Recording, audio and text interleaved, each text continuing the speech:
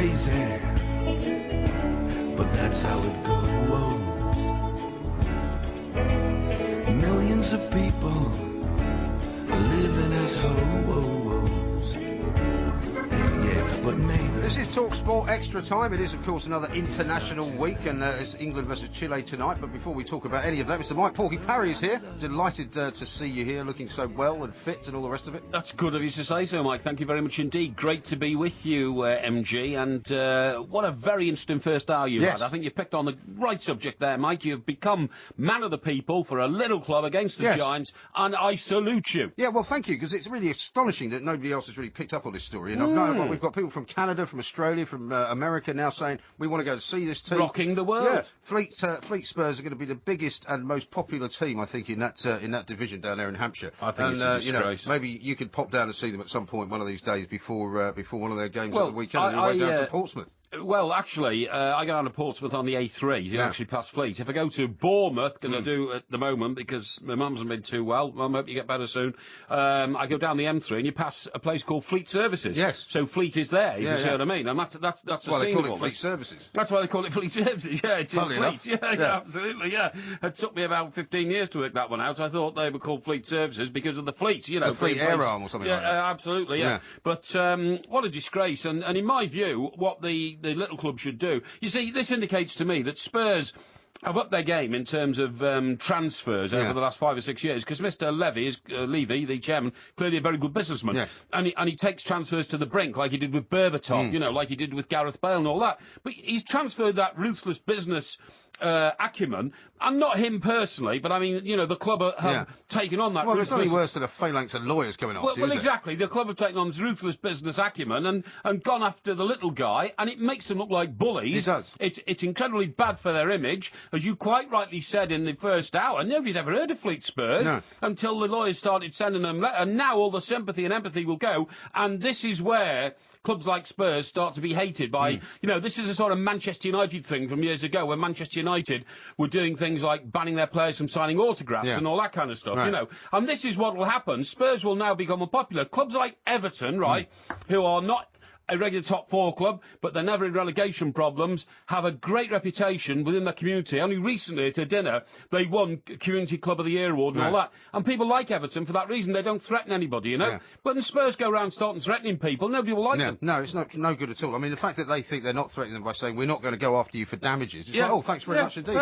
This club, you heard the guy from the defence, which obviously doesn't sound too good. They lost 10-2 one of their games recently. Well, he said he only came on as sub. Yeah, 5-year-old kids are going to have to stump up more subscription money to pay for this change in the logo. It's a damn disgrace, and do you know what they should do? And I will join them if they want to do this. They should march on White Hart Lane at the next home game. They should ask for fans from around the country, because if this starts with Spurs, I mean, for instance, there's an Everton in Australia. Yeah. There's an Everton in Chile, which we're going to talk about in a minute, right? And How good are they? Well, they're not, are they? But they're distant fan clubs of Everton. Every club's got clubs named after them around the world. In Washington, D.C., within 30 miles, there's a Celtic and a Rangers. Yeah. And this is what they do. And if every club starts getting precious about every syllable of its name, there won't be this worldwide sort of family of football. Well, they call it the football family, don't they? Rather ridiculously, but it's not much of a family. It's a little bit disjointed. Now, what have you been doing anyway since I saw you last? What have I been doing? Since I saw you on Monday. Well, do you know what?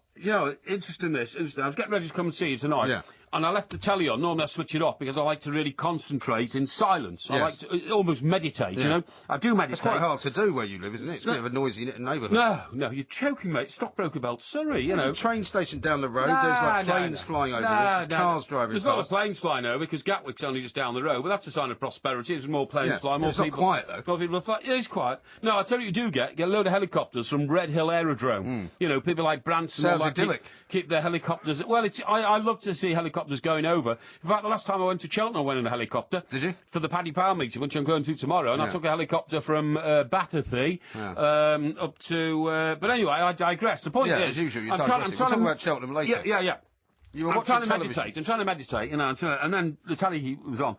And then at 8 o'clock, it was this Children in Need thing, which is, a very worthy cause, but I think it needs revamping a bit, because it's been going on for quite a long time. It's a bit dull, isn't it? Yeah. But anyway, they say it's BBC Rocks Music or something, or Children, or something like that. This band come on, right? Yeah. And I'm thinking, another modern band, because the last great band that I ever came across is Oasis, right? Well, that was many, many years ago. Well, it was a few years ago, I agree. They've actually not been going for about 10 years. Well, that's absolutely right as well, because the brothers failed, didn't they? But what a rock star Liam Gallagher is. I mean, he's the last hope of the original true rock star who throws televisions out of windows. Yeah, but did you see him at the closing ceremony of the Olympic Games? He's lost his voice altogether. He can't sing at all. I mean, even his brother Noel said, yeah, it was quite a good Oasis tribute act, but it wasn't that good. It wasn't that good, and that's a bit harsh, isn't it? But no, my point is, so anyway, this band come on, 3 guitars and a drummer, conventional-looking band, you know, you get so many weirdos these days, pertaining to be musicians, and they started playing, I thought, wow, this is great. So I went to find out who they were, Kings of Leon, right? Now, these guys are good. I might even go out and buy one of their CDs. Can you still buy CDs, by the way? Well, if you look really hard, but you'd find it very difficult. Would you? Yeah, okay. Well, I might have to get my nephew to download it or something. So this is your big new pop pick of the week, Kings of Leon, believe me, Mike. You're tipping them for stardom, You want to have a listen. Well, actually, many people have heard of Kings of Leon. Kings of Leon have been around for a very, very long time. In fact, they formed back in the early, sort of late 90s, early 2000s. Yeah, but I think they've been a fringe group for most of their existence. They had a number one album in 2008. Well, the Monkees had a number one album, but how long did they last? You know, not very long. You know what I mean? Lasted quite a long time, actually. It's still going. Yeah, but I mean, they were a manufactured group. But these guys actually seem to know what they're doing. They played a song. I liked the song. But then, of course, I'll have a listen to this. Yeah, what's this one? What's this called? Is this Sex on Fire? This is Sex on Fire. This was number one in 2008. Sex on Fire? Yeah, you might not like the words of that. Sounds a bit raunchy, this. Sounds okay, though. Yeah, I like that. Similar sort of stuff. Any idea where they're from? Kings of Leon? Yeah. Why are they called Kings of Leon anyway? All right, a wild guess, I'd say they're from Manchester. No, they're from Nashville.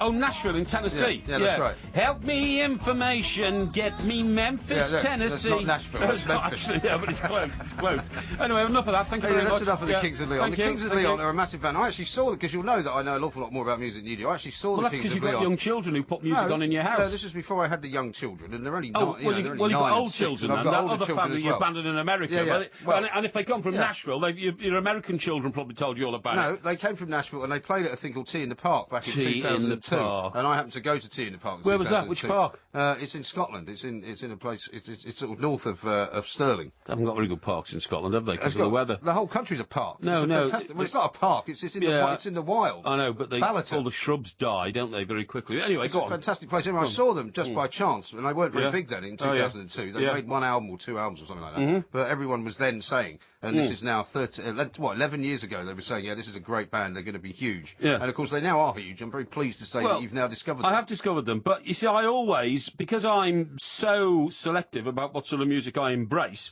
you won't find me running around saying, oh, Franz Ferdinand, oh, Scissor Sisters, at least you've heard of them. Well, I've only heard of them because my niece keeps buying me all the CDs at Christmas of all these groups, and I listen to them.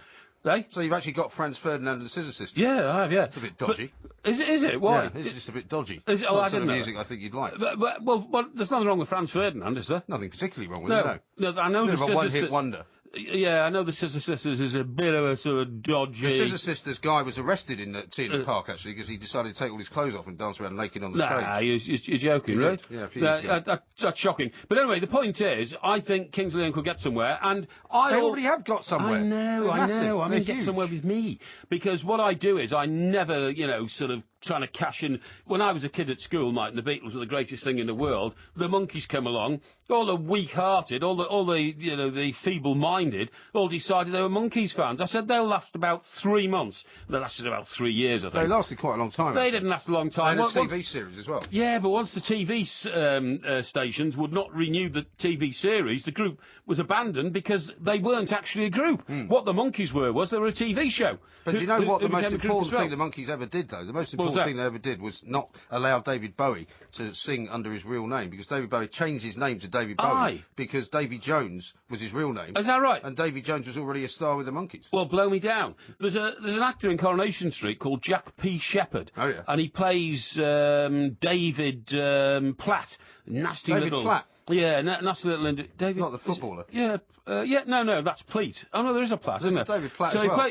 He plays David Platt, right? Nasty little bit of stuff and all that kind of stuff. I mean, his character. I mean, I don't know him as a bloke, but as a character. And for years, people thought, why is he called Jack P. Shepherd? And then guess what? I watch a back edition of Wycliffe, right? which is brilliant. You ever seen that? No. Based down in Cornwall, detective series, fantastic scenery, you know, waves lapping over rocks and all that. And the lead guy with a huge nose, and I've never seen him in anything else at all, is called Jack Shepherd. Is it? So that's obviously why the younger pleased you told me that story. Yeah, that's what a younger fella's called Jack Shepherd. A minute of my life Shepherd. I'm never going to get back. Thank you very much indeed. The Meditation, Kings of Leon, they're my favourite group from that. Well, they're going to be. I'm going to get the CD. I'm sure they'll be delighted. We want to talk about Chile coming up next. Mike Porky Parry is here, and we're going to be looking ahead to that England game tonight on TalkSport. Talk Sport. On air, online and on TV at Virgin Media Channel 927.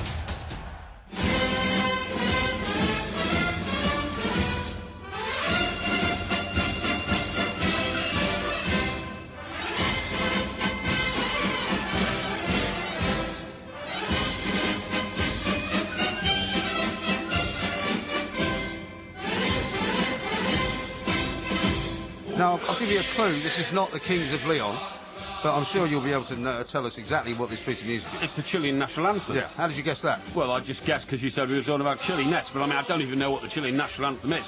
But let me tell you this, Mike, Chile is a great country. Now, I went on a tour of South America, okay? Yeah, why did you go on a tour of South America? Because I am a natural explorer. You know, I'm a natural... Was this when you were working in America? No, it's since then. That? It was since then. I was working back in Europe.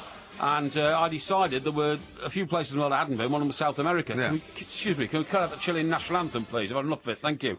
And I went to Rio, first of all. That's the only place I went to in Brazil. I flew over the Amazon, and then I went to Buenos Aires. Buenos Aires. Good air, that's what it stands for. And then I went to... Good steak as well.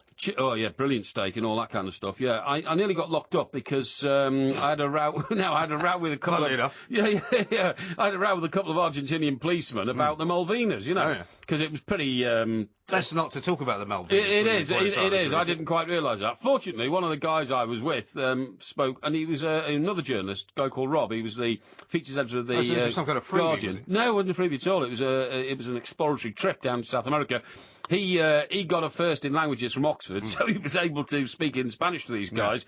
And he's actually said to me, if I hadn't got you out of that, you would now still be in a Buenos Aires jail, you know. So that was it. And then from there...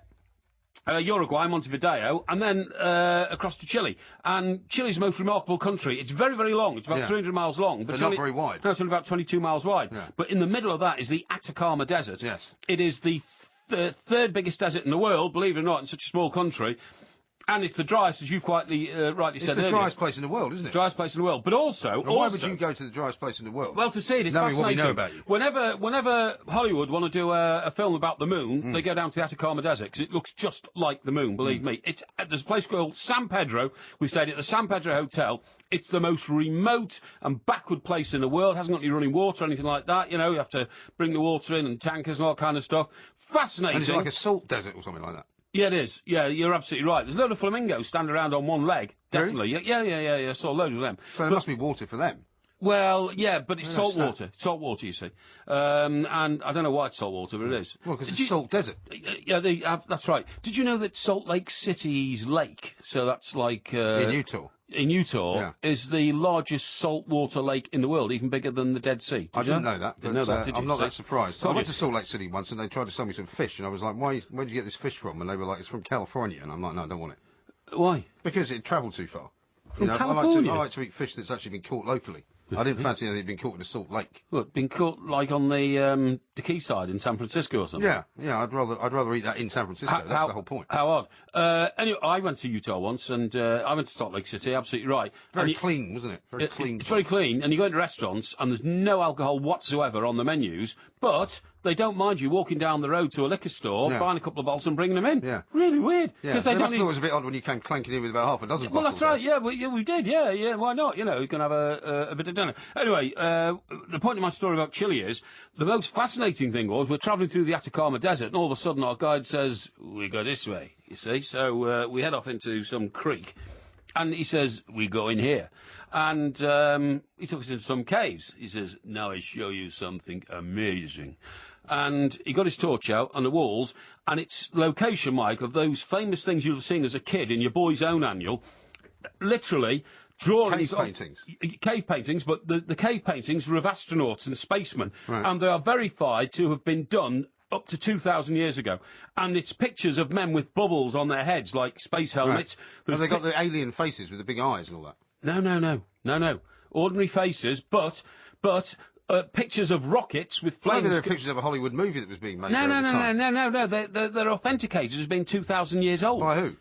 By experts, by archaeologists. It could be a bit of a con, though, couldn't it? No, it's not a con. Well, are you mad? It's a protected site and all that. People don't go around painting the walls in caves, you... Well, why wouldn't they? Make a fortune out of the tourists fool. like you. No. These are genuine paintings. And so, the answer is, well, could aliens have come to the world 2,000 years ago? And did they land in the Atacama Desert? And did they then take off again? Which is no. Well, no. The answer is, how did those murals arrive in those caves? Well, somebody drew them, obviously, with a big imagination. No. What we think happened was right. Sorry, that was my thinking noise. Your alien noise. Yeah, that's right. Yeah. What we think is that the people from 2,000 or 3,000 years ago imagined. They were Imagineers who thought how the world could be extended from the Atacama Desert. Okay. So they didn't actually see any aliens at all. Well, we don't know, do we? Do you believe in aliens? Well, if you think about the fact that you could travel for 10 light years and still not even get, 1/10 of the way across what we know as space. So that means the speed of light for 10 years. Just imagine how far that would take you. Yeah, a long way. Yeah, exactly. 10 light years, in fact. Exactly, that's quite right. Well done. Well, you worked that out. You wouldn't even get to, the start of space as we know it. Surely there's got to be something else out there, hasn't there? So you think there is some kind of, dual universe? Well, I'd have thought so. Somebody just like you, 10 million light years away. I'd have thought so. Yeah. Who knows? Yeah. Now, because you know so much about Chile, we thought we'd give you a little quiz. Okay, good. Okay, can you tell us what the Chilean flag looks like? Chilean flag. Stop making that horrible noise, please. Yeah, sorry, it's my thinking noise. Right? The Chilean flag looks a little bit like, in my view, there's red in it, to start off with. Yeah, there is red in it. There's blue in it. Yeah. And white. Yeah, there is. Okay? Yeah. So it's a bit like the French flag, really. Yeah. But in different order. Yes, in different order. But it's quite a good guess. But is there anything else going on there? Yeah. What else? There's a circle in the middle. No, there isn't. That's Japan you're thinking of. There's a star. There's a white star in the top left-hand corner. Yeah, which looks like a circle from a distance. Doesn't look anything like a circle. What's the capital of Chile? Capital of Chile is Santiago. Very good. And I spent a couple of nights in a fantastic bar there. Santiago's a very modern city, by the way. I was amazed when we got down to South America. I thought they'll all be running around in hay carts and all this kind of stuff. Carts? No, it was full of Toyotas. Yeah. Oh, well, brilliant. They must be very advanced. Exactly. They've all been recalled now, of course, because Toyota keep recalling their cars. That's another story. Yeah. Who's the president of Chile? It's not Pinochet. No, it's not. But it was when I was there. Oh, really? Yeah. Well, there's another lucky escape. It was, quite lucky, yeah. I'll tell you what, I went into... You could have become one of the disappeared. I stayed in a Crown Plaza Holiday Inn, right, and full of beautiful girls, by the way. The girls in Chile, like Argentina, absolutely beautiful girls. Especially the ones that hang around the Western Hotel. No, these girls who worked in the hotel. And I was talking to one of them. She spoke good English, and she'd sort of trained in New York and all this kind of stuff, What as? As a hotel receptionist, you fool. Okay. As a hotel manager. And I said, how's the inflation problem? Because I knew that South America... That's sort of a leading question. No, South America... She said, come over here, Mr. Parrott. No, I mean, we'd already been to Argentina where, inflation was like 1,000% or something like that, And she said, we're getting it really under control now. It's fantastic. I said, what is it then? She said, 36%. I said, 36%? I said, well, that's not bad. I said, because in Argentina, it's 1,000% a year. She said, oh, no, sorry, that's a monthly figure. 36% a month. No, seriously. Unbelievable. So if it's 36% a month, Mike, I worked this out, that's 1% a day. That means you go into a bar and buy a glass of wine for £10, right? And the following day... that wine is going to cost you £10 and, what's it, 1%? 10p. And then the next day, £10.20, then £10.30. So at the start of the week, your glass of wine is £10. Yeah. At the end of the week, your glass of wine is £10.70. It's actually more than that, because you're not taking account of the compound interest. I'm not, you're absolutely right. But at the end of the month, your £10 glass of wine... Best thing is you just don't hang around there very long. Well, exactly. Your £10 glass of wine on April the 1st will cost you £13 on April the 28th or 29th, or how many days are on April 30th. And I worked that out in my head, because I'm a bit of an economist as well. Is that why you started buying it by the case, then? Well, you've got to, haven't you? All at the Do you know what they do? You know what they do in Argentina? haven't finished the quiz yet. Hang on, I'll just tell you what they do. They go around buying airline tickets all the time. Not to fly, because they can cash them in later and they hold their value. Airline tickets are the most valuable currency. Well, there's not much point in something that holds its value if inflation's meaning that it's not worth anything. No, it increases its value with inflation, the airline tickets. And in South American countries, when they have bad bouts of inflation, they all go around buying airline tickets for to travel all over the place, but they never travel. My last question, you must know this now, since you're talking about all the exchange of money. What's the currency in Chile? Currency in Chile is the... sorry, that's another thinking noise. Is it something like the real? No, it's not. It's the peso. The peso? I knew it was the peso. Considering how much exchange you were doing, I'm surprised you didn't know that one. So you got, and the president is Sebastian Piñera. Just so that you know, Pinheiro, future reference. So you've got 1 out of 4, basically, which is not very good, I have to tell you. I tell you what, we used as currency, when we were in a really remote part of Chile, wooden balls. I don't know why. Wooden balls? Yeah, honestly. You find those in a cave as well? Left there by the guy that painted the stuff that brings all the tourists in. No, those are wooden balls. I don't know, the locals make these wooden balls, and you go to market and all that, and they're all exchanging wooden balls Sounds with like each they other. saw you coming. Now, it's also been told to me by the vast research squad here at Talk Sport Extra Time that Salt Lake's Great Lake is actually the 4th largest saltwater lake in the world. The first is the Caspian Sea. Oh, right. The second is the Aral Sea. Yeah. The third is Lake Balkhash in Kazakhstan. And the 4th is Salt Lake City's Great Lake. So you got that wrong as well. Excuse me, the biggest on the American continent. You didn't let me finish. That's not what you said. Oh, you didn't let me finish. No, for heaven's biggest sake. on the American continent, mate. All right. Now, anyway, next, let's talk about Cheltenham, because you're off to Cheltenham, which I'm quite surprised you're going to Cheltenham, because you're working here right now. You say you're going to get in your car and you're going to drive all the way to Cheltenham, and you're going to spend the entire day there and drive back. I mean, it doesn't sound very wise to me. No. Possibly ditching the car. Excuse me, I haven't said I'm driving back at all. What I've said is that I'm delighted that I'm going to do a spot or two on the Hawksbee and Jacobs show tomorrow from Cheltenham. Right. Paddy Power is sponsoring the show tomorrow. Yeah. I can't wait to get there. I've had so many happy times at Cheltenham, so many happy memories of great shows there, and I will obviously perhaps enjoy a little hospitality, but if I enjoy too much of that, I will not be coming back. I'm not irresponsible, Mike. And so you're just going to stay there for the weekend? No. It won't be that easy just to find a hotel room in Cheltenham on a Friday night, would it? It would be very difficult on Thursday night.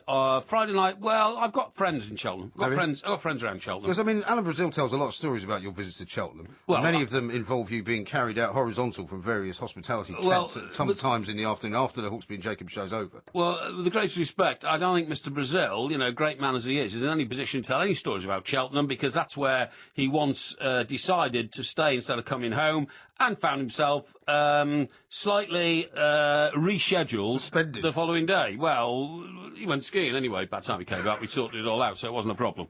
But no, it'll be great. And so, how long is it going to take to drive down there from here then? It's a hell of a place to get to, Cheltenham. It's about 4 hours. You have to go up through There's no motorway, is there? No motorway. You go down the M4 as far as Swindon. Yeah. Then you hang a right, if you see what I mean. Yeah. That's junction 18 or something. Something like that. And then you're heading up through the Cotswolds, and it is a nightmare. And then you've got to get across the M5 and everything. Nightmare. But so when you leave here in about 5 or 10 minutes' time, you're not going to get there till about 6 in the morning, eh? Well, first of all, I'm going back to Surrey to feed the ducks, because can't leave them for 2 days, okay? No. So that's my first job. Then I will set off down on the M25, and as I've told you, the route down the M4. I expect to be there for breakfast time. And you'll be firing up the Jag then very shortly, I presume? I'd certainly getting the car ready, and yes, I'll be. Why are you looking so shifty? I'm not looking shifty. What's wrong? Haven't you got a Jag anymore? I have decided to come to You haven't got a Jag anymore, have you? Well, this is massive news. What's up to the Jag? Has it been repossessed? I've got a Mercedes. I have 2 old mounds up. I've got a new Mercedes, and you said you would never drive anything but a British car. Well, I know I said that, but Jagger and I, had a fantastic relationship over 4 cars, and I got approached by other motoring companies, and I've come to a great arrangement with Mercedes. So you've sold them out. You've sold them down the river. Sold them out. No, I don't so much for your patriotism. No. It's a disgrace. Not true. Mike Parrott is a disgrace. If you see him driving a Mercedes, you know that he is absolutely sold out. Unbelievable stuff. Don't forget to 2 Mike's podcast will be available on iTunes. Mike Parrott, thank you very much indeed. You'll hear him at Cheltenham tomorrow on Hawksbee and Jacobs.